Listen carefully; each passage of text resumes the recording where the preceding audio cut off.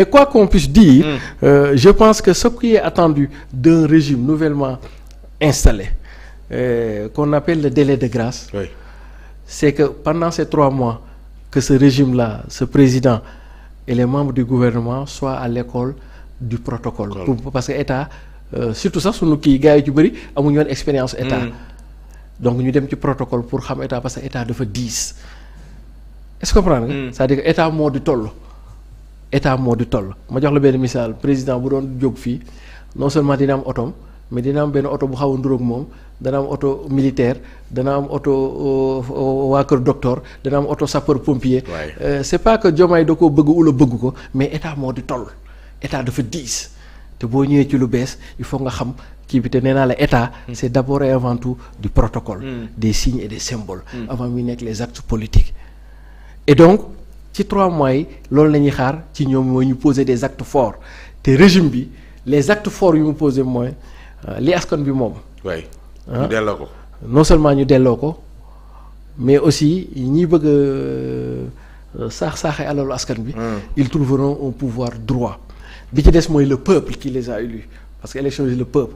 et les actes yu posé mooy affaire tabaski bi affaire denrée chère ak yooyu ñoom taxaw nañu en termes d'actes forts pour. Alléger yombalal dundu askan bi dinaa ñëw ci pàcc boobu mais da nga am boo laal grande réussite mooy xeex wàllu luubal bi dinaa ñëw ci rapport yi nga xam jot na ci génn ak la mu waneegum xëy na ban suite lañ koy jox mais ci décret yi ngay wax que ni moom la président Bassirou Diomaye Diakhar Faye jamono ci am dañu gis ci bi ñëwee ba léegi am na décret yu fekk yu mu dindi yu ki fi newoon di la président Macky Sall defoon bokk na ci bi mujj ay anciens ministres ñu jagleel ay koppar waaw loolu jël teg waaw de plus en plus ñuy wax ni jot nañ di jënti moom it responsabilité yi mu am ci anam gi mu yore woon réew mi 2012 ba 2024 beneen bi juste avant may embrayer ci bi nga laaj ni ma toftox la beneen mooy xam nga le duo So et Dio disons-le comme ça xam nga Pastef dafa accès au pouvoir à la faveur d'une coalition et c'est ça le propre d'une coalition. C'est-à-dire que coalition bi dafa am des partis de gauche des partis de droite des partis centristes il y a même des extrêmes droite et des extrêmes gauche coalition bi moom il y a du tout et en fonction sa orientation idéologique politique ngay am nooy gisee l'économie am nooy gisee la question sécuritaire am nooy gisee la question sociale la question et cetera et donc quand Ousmane Sonko dit que d'ici temps projet bi dina génn gars yi yaakaar ni bindu yoon projet non. le projet Pastef était prêt mais comme ñun dañu ànd ak moom. par exemple ku mel ni Moustapha Diakhaté ay catégorie. non moom laa koy leeralal. c'est-à-dire que le projet Pastef moom était prêt mais comme ñun dañu ànd ak Pastef xeex ba am dara ñun du ñu mën a nekk ay faire valoir dafa am nu ñu gisee et donc suñuy conception sur le plan économique suñuy conception sur le plan sécuritaire il faut que Pastef aussi jël ko en compte pour ñu mën a tëggaat benn affaire boo xam ni c'est beaucoup plus. En phase avec la coalition qui a gagné et d'ailleurs c'est ça qui s'est passé avec Macky Sall quand Macky Sall a battu campagne avec son projet qui s'appelait Yaakaar bi mu ñëwee au pouvoir mu am beneen projet bu tudd yoonu yokkute la ma doon yoonu yokkute c'est parce que il fallait que pour gouverner le Sénégal mu jël en considération le programme sur toutes ces dimensions de Idrissa Seck mooy la coalition Benno Bokk Yaakaar il faut mu intégrer moom ci coalition ci yaakaaram son projet politique ndem si yàlla Ousmane Tanor Dieng ak Moustapha Niasse maintenant le fait que moom mu jël son propre projet qui était Yaakaar war a ajouter ñële ni ñu gisee pour mën a am benn document de synthèse loolu moo indi yoonu yokkute c'est cela la même méthodologie avec Ousmane Sonko parce que waa Pastef même bu fekkee ñoom ñoo ñu kii ñoom dañuy am nu ñu gisee ñun góorgóorlu yi par exemple je dis moi ñun am na lu ñuy gisee sur le plan économique parce que nous on est adepte waaw non ñu ngi ciy liggéey parce que bu dee ñun góorgóorlu yi on est adepte de la planification autogestionnaire et donc kon il faut que bu dee ñeneen am na ñeneen ñu gisee il faut que yooyu yëpp nag Pastef ñu war ko mën a dëxëñaat toggaat ko ba mën a génneewaat benn affaire est-ce que comprendre mais le projet de Pastef en soi pare na mais Pastef rek jëlul le pouvoir Pastef dafa jël le pouvoir sur accompagner ko benn coalition et donc moom du mën a gouverner seul est-ce que comprendre nga il faut que mu boole aussi préoccupation bi tout en étant dans la ligne droite c'est la vision stratégique, c'est quoi? Un Sénégal souverain, juste et prospère. Et donc ñun ñi nga xam ne sont les alliés dans nos programmes, tout ce qui touche à cette vision stratégique loolu lay gars yi di toggaat pour ñu mën a am benn boo xam ne bu génnee ce sera l'équivalent de ce qui a été appelé le programme de développement économique social qui a muté pour devenir le plan Sénégal émergent. Nous aussi on va avoir le projet yàlla xam na nañ koy tuddee qui sera la matrice des politiques publiques pour ce quinquennat à venir. Maintenant pour en revenir à la question bi nga wax ni man damay ñaan au-delà de ministre bi ñun góorgóorlu yi mën naa nekk dañuy ñaan président Diomaye Faye décret bi président Macky Sall jël pour les anciens présidents bu ko mënee abroger mu abroger ko xam nga lu tax. parce que décret la boo xam ne Macky Sall da koo taillé sur mesure pour moom et d'ailleurs ni ñu Macky Sall def jëf ji ñu jëf sax war naa tax ñu annuler décret bi. parce que yow mënuloo nekk président Sénégal pendant 12 ans Macky Sall mi ngi fi depuis 24 ans Macky Sall depuis 2000 la fi nekkoon comprendre jiite ñu pendant 12 ans.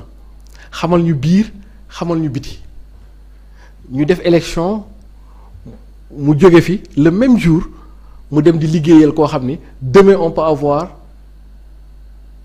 benn conflictualité diffuse ak moom te mu gàddu suñuy secret yëpp suñu chaque altine mu xam suñu point faible ak suñuy point fort donc moom su fekkee moo ñu mën a def lii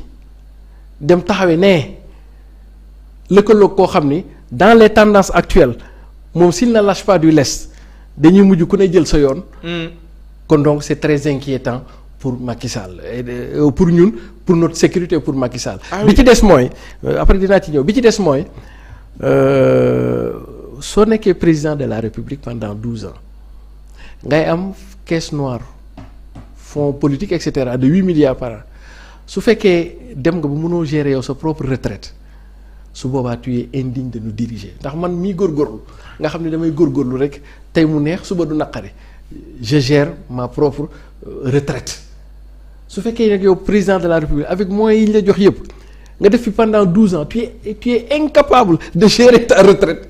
ça veut dire que tu as été incapable de nous gérer et donc pour man président Diomaye ñun góorgóorlu yi ñu ngi lay ñaan loolu nga teggi ko ou bien même bu fekkee doo koy tegg président mi ngi koy mën a bénéficier ci kaw mu des Sénégal. mais ku génn Sénégal perte nga ko ñun sax loolu lañ lay ñaan. mooy ni weer wi lañ ko war a jox yëpp très bien lépp lu ñuy warandoo ci ancien président d'abord ñun góorgóorlu yi d'accord ñu parce que citoyens sénégalais yi nga xam ni joxuñu leen amuñu benn responsabilité donc amuñu benn avantage